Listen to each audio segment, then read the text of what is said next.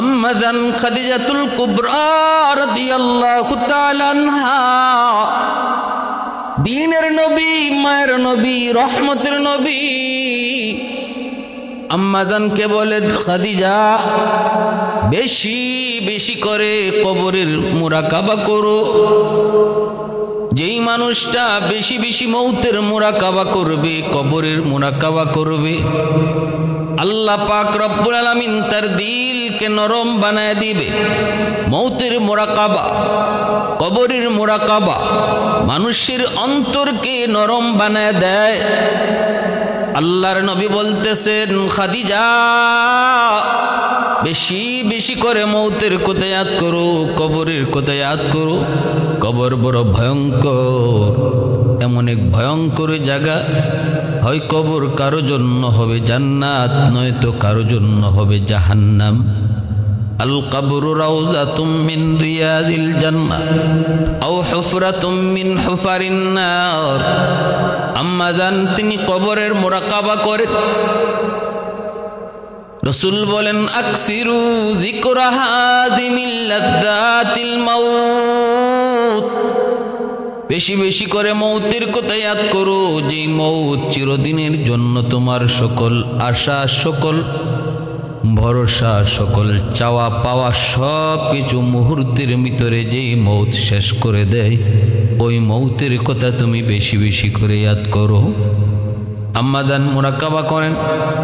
এর আল্লাহর গোলাম, মুরাকাবার আমল যার তৈরি হয়ে যায়, এই মানুষটা ধ্যানে বসলে পড়ে অচেনা অজানা অদেখা অনেক বিষয় তার চোখের সামনে ভেসে যায়।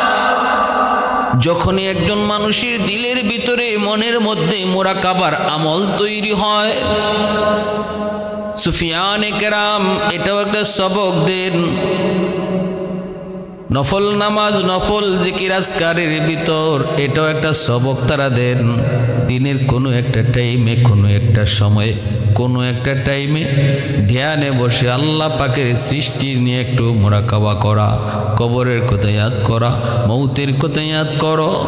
মা ছিল, বাবা ছিল একদিন, আজ তারা দুনিয়াতে নাই। আমাকে একই পথের পথিক, একই পথের পথে রওনা দিতে হবে।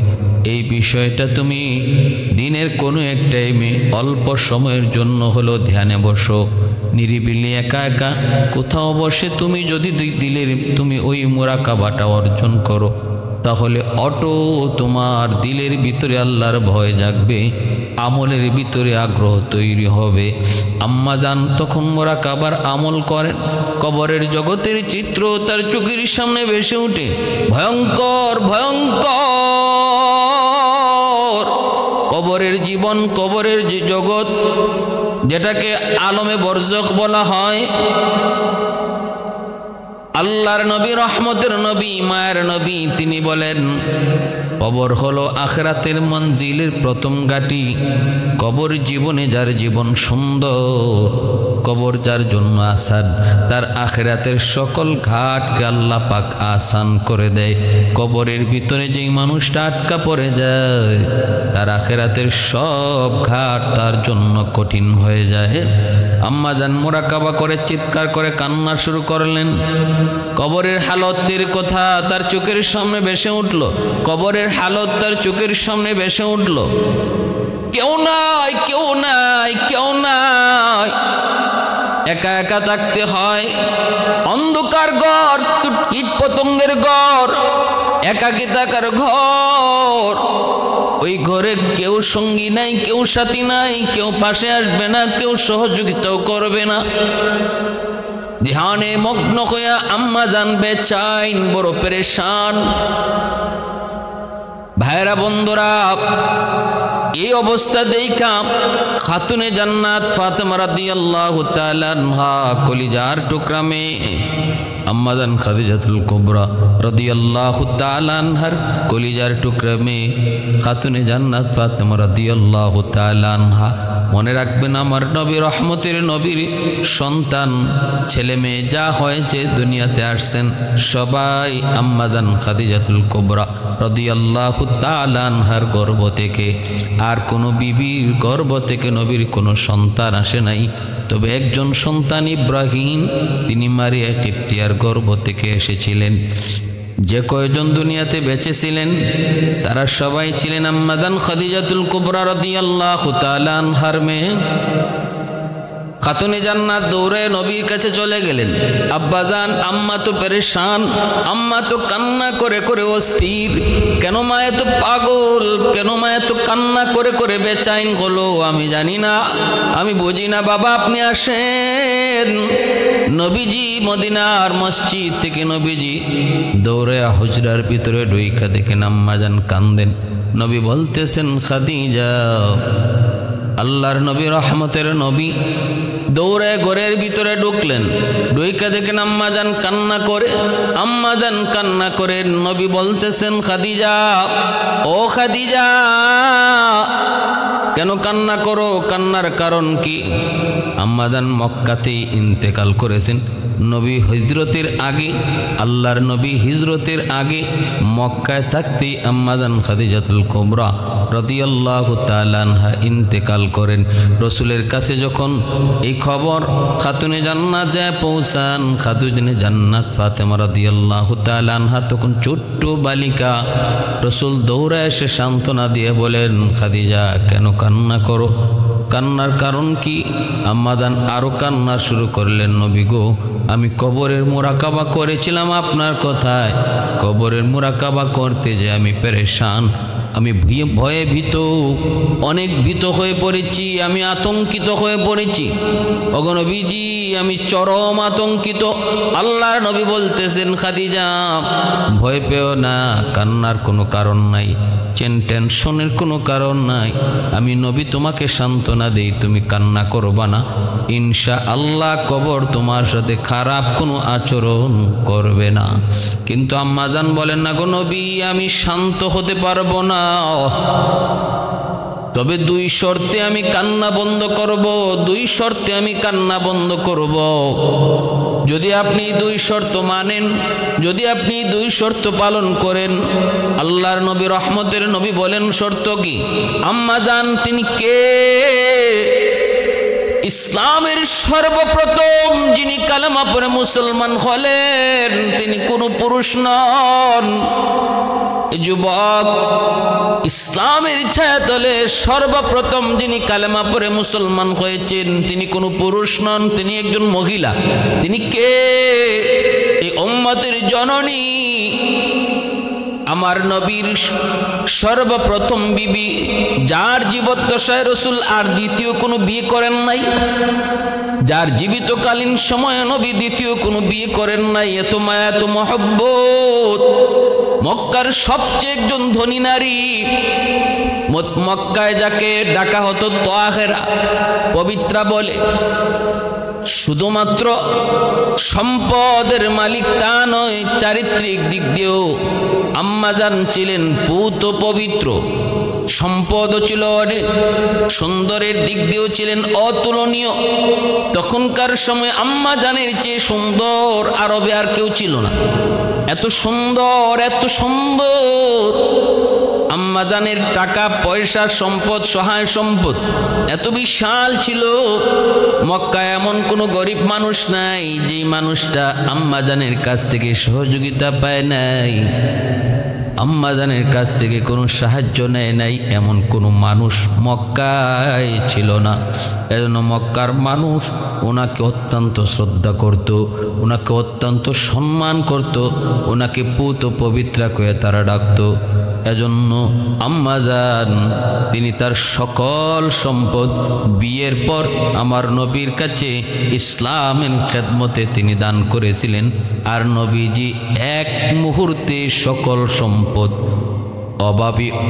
অভাবগ্রস্ত আর দরিদ্র মানুষের ভিতরে নবী সকল সম্পদ দান করে দিয়েছিলেন। নবীজি আম্মাজানের সহায় সম্পদ থেকে একটা সুতা পর্যন্ত রসুল নিজে ব্যবহার করেন নাই, সকল সম্পদ তিনি অসহায় মানুষের মধ্যে দান করে দিয়েছিলেন। ভাইরা বন্ধুরা, এজন্য আম্মাজানের উপাধি আম্মাজান খাদিজাতুল কুবরা রাদিয়াল্লাহু তাআলা আনহা। মহিয়সী নারী, কুবরা মানে মহিয়সী নারী, মহান নারী। আল্লাহর নবী, রহমতের নবী, মায়ার নবী গার হেরায় যখন ধ্যানে মগ্ন, ওই ধ্যানে মগ্ন থাকা অবস্থায় তিনি সকাল সন্ধ্যা নবীর জন্য খানা নিয়ে আসি গার হেরায় উঠতেন। ওই সময় পাহাড়ে উঠা কতটা কষ্ট, বর্তমানে যারা গার হেরায় যায়, জাবালে নূর যারা দেখতে যান তারা বুঝেন, তারা টের পান। বর্তমানে ওই গার হেরায় উঠতে অনেক সময় তাও রাস্তা করে দিয়েছে, ওই রাস্তা, এই রাস্তা দিয়ে উঠতেও অনেক সময় ব্যয় হয়, অনেক কষ্ট হয়, জায়গায় জায়গায় পানি খাইতে হয়, জুস খাইতে হয়। কিন্তু সেই সময়, যেই সময় আমার নবী ধ্যানে মগ্ন, তখন ওই গার হেরায় উঠতে কোনো রাস্তা ছিল না। পাহাড়ের উপরে, পাথরের উপরে পা দিয়া দিয়া, পাথরের উপরে পা দিয়া দিয়ে ওই জায়গায় যা পৌঁছতে হতো। আম্মাদান খাদিজাতুল কুবরা রাদিয়াল্লাহু তাআলা আনহা সেই এত উঁচু পাহাড়টা তিনি পাথর বেয়ে বেয়ে নবীর কাছে নিয়ে সকাল সন্ধ্যা দিনে দুইবার খানা নিয়ে হাজির হতেন আল্লাহর নবীর পাশে। আল্লাহর নবীর কাছে জিব্রাইল আমিন গারে হেরায় বসা, ওই অবস্থায় আম্মাদান আসতেছেন।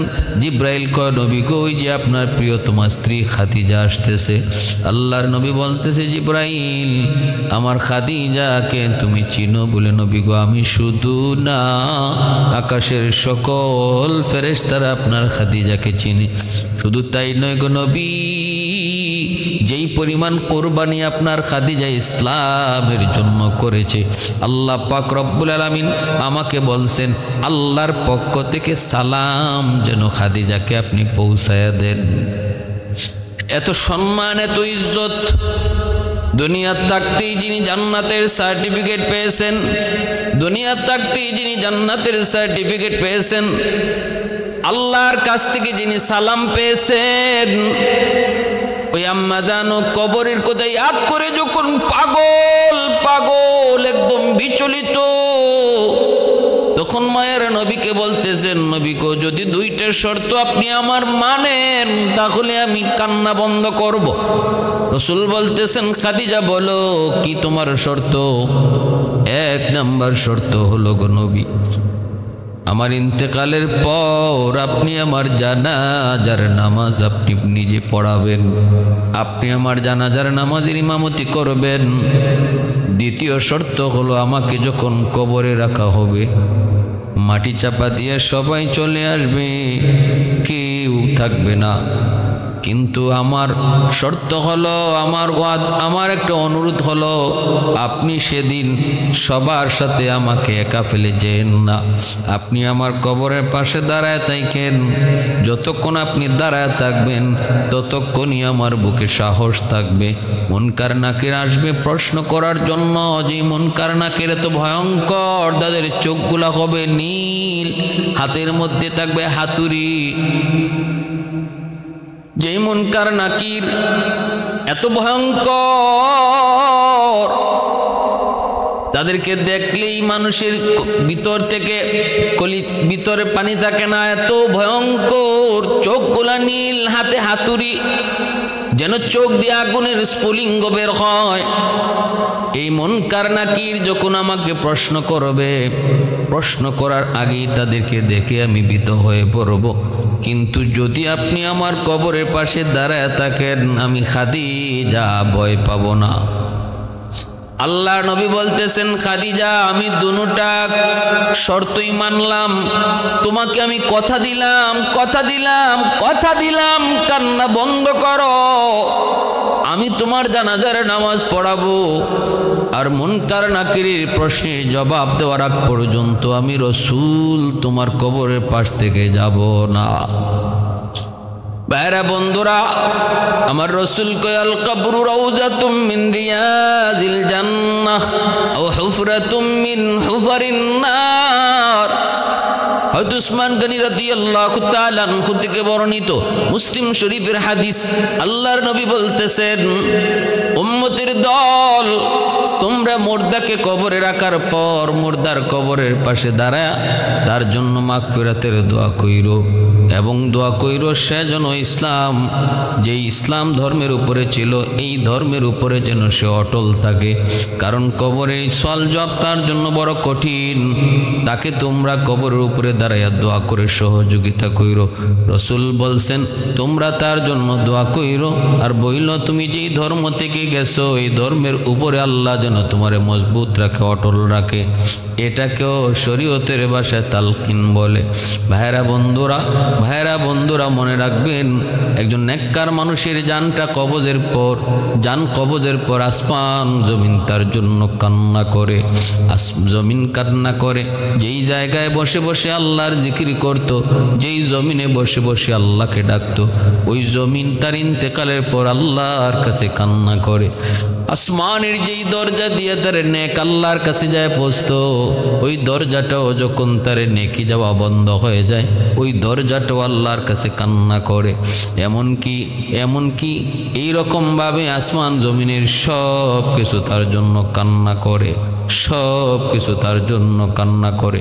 নেককারের কাছে যখন মুনকার নাকিরা এসে যখন তারে প্রশ্ন করে, এই আল্লাহর বান্দা নেককারের রূহটা যখন রূহটা কবজ করে যখন ফেরেশতারা নিয়ে যায়, ফেরেশতারা নিয়ে যাওয়ার পর প্রথম আকাশের ফেরেশতারা তারে মারহাবা জানায়।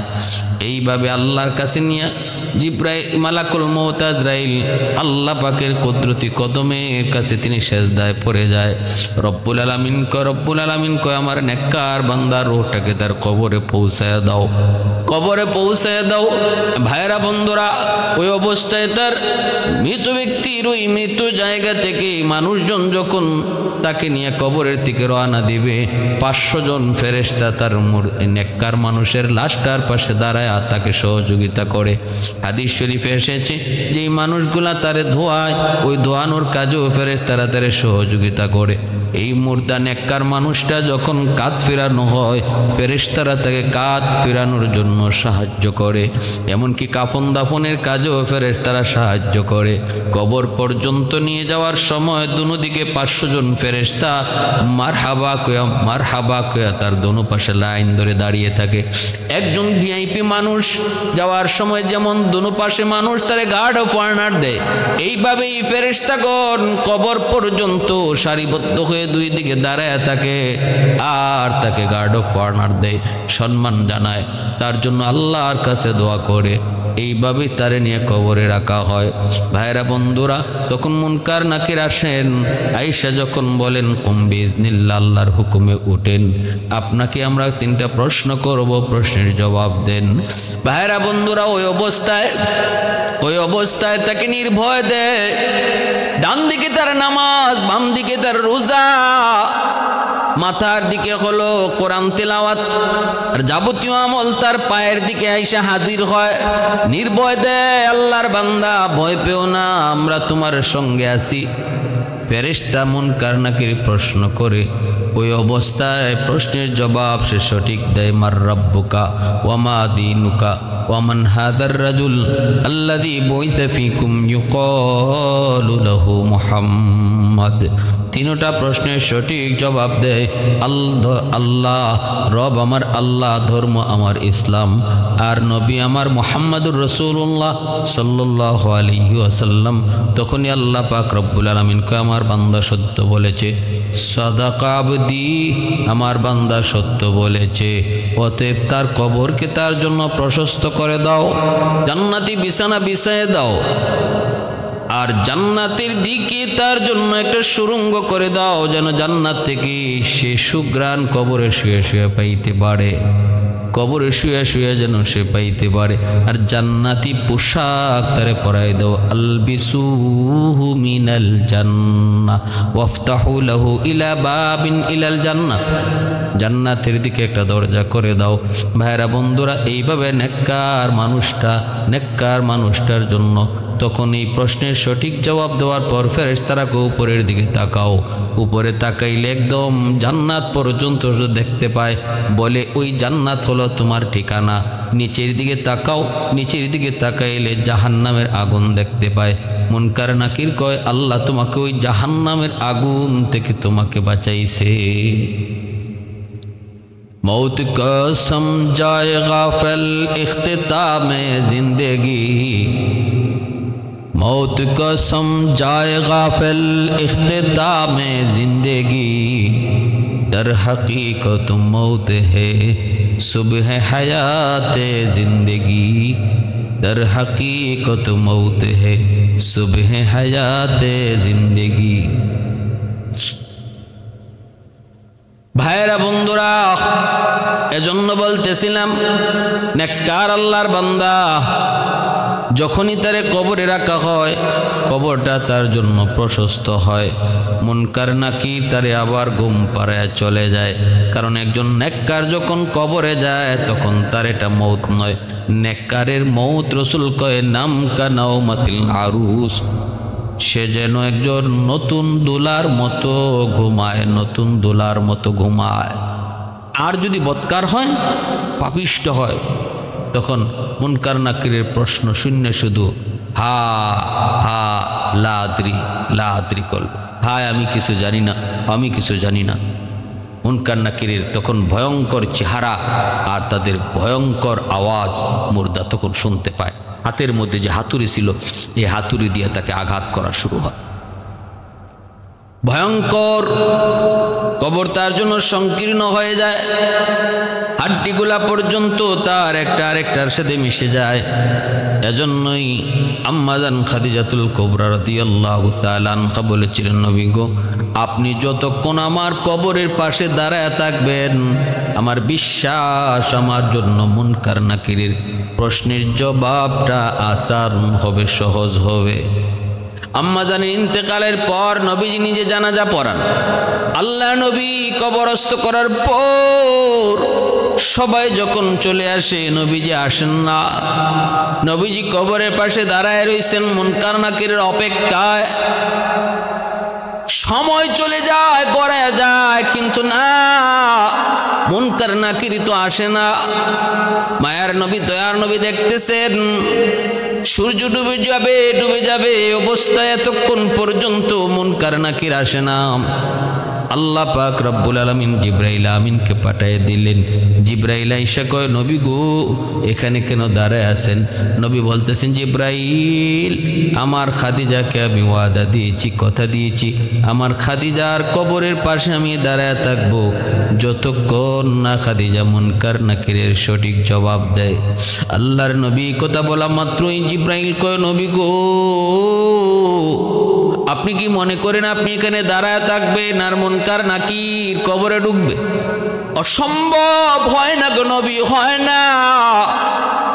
ওরা আপনি দাঁড়ায় থাকলে মুনকার নাকির সাহসী নাই কবরে ঢুকে প্রশ্ন করত। আল্লাহ আমাকে পাঠাইছেন, আপনি নির্ভয়ে থাকেন, আপনি চলে যান। আপনার খাদিজার জিম্মাদার আল্লাহ নিজে হয়ে গেছেন। মুনকার নাকিরের জবাব খাদিজার দেওয়া লাগবে না, আল্লাহ নিজেই খাদিজার পক্ষ হয়ে জবাব দিয়ে দিবে। সুবহানাল্লাহ। এই নির্ভয়টা আল্লাহর নবীকে জিবরাইল আমিন দিলেন। তারপরে মায়ার নবী, দয়ার নবী, তিনি খুশি মনে আল্লাহর শুকরিয়া আদায় করে কবর থেকে আসলেন। এজন্য আমার ভাইরা বন্ধুরা, একটু চিন্তা করো, আল্লাহর বান্দি, জান্নাতের সার্টিফিকেট পাওয়া একজন মহিয়সী নারী, আমার মায়ার নবী, রহমতের নবীর সহধর্মিনী, আল্লাহর নবীর কলিজার টুকরা, মায়ার মহব্বতের বিবি, ইসলামের জন্য যার এত অবদান, ইসলামের ইতিহাসে যিনি সবার আগে কালেমা পড়ে মুসলমান হয়েছেন, ইনি যদি কবরের ব্যাপারে এত ভয় পায়, এত ভয় পায়, আমার আপনার অবস্থাটা কি হওয়া দরকার? আমার আপনার জন্য কেমন ভয় অন্তরে রাখা দরকার? কিন্তু না, আমরা কবরের কথা ইয়াদ করি না। রসুল কয়, দিনে 40 বার যদি একজন মানুষ মৌতের কথা ইয়াদ করে, আল্লাহ তারে শহীদি মরণ দান করবে। এজন্য ভয়ঙ্কর এক ব্যাপার, ভয়ঙ্কর এক বিষয়। আখিরাতের এই অনন্তহীন জীবনের প্রথম ঘাঁটি হলো কবর। কবরস্থানে যে যত বেশি যাইব আল্লাহ তার দিলকে তত বেশি নরম বানিয়ে দিব। এজন্য সুফিয়ানে কেরাম যাদের চোখ দিয়ে সহজে পানি আয় না, দিল যাদের শক্ত, তাদেরকে এটা একটা সবক দেন, বেশি বেশি কবর জিয়ারত করবেন। কবর জিয়ারত যে যত বেশি যাবে, যে যত বেশি করবে, আল্লাহ তার দিলকে নরম বানিয়ে দিবে, আল্লাহ তার দিলকে নরম বানিয়ে দিবে, আল্লাহ তার দিলকে নরম বানিয়ে দিবে।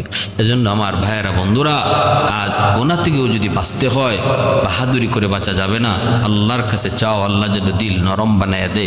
আর নরম বানাইবার একটা সবক হলো, আমল হলো কবরস্থানে বেশি বেশি যাওয়া, কবরবাসীর জন্য দোয়া করা, আর চিন্তা করা এই ঠিকানা আমার ঠিকানা, আজ আমার ভাই, কাল আমি তার পিছনে।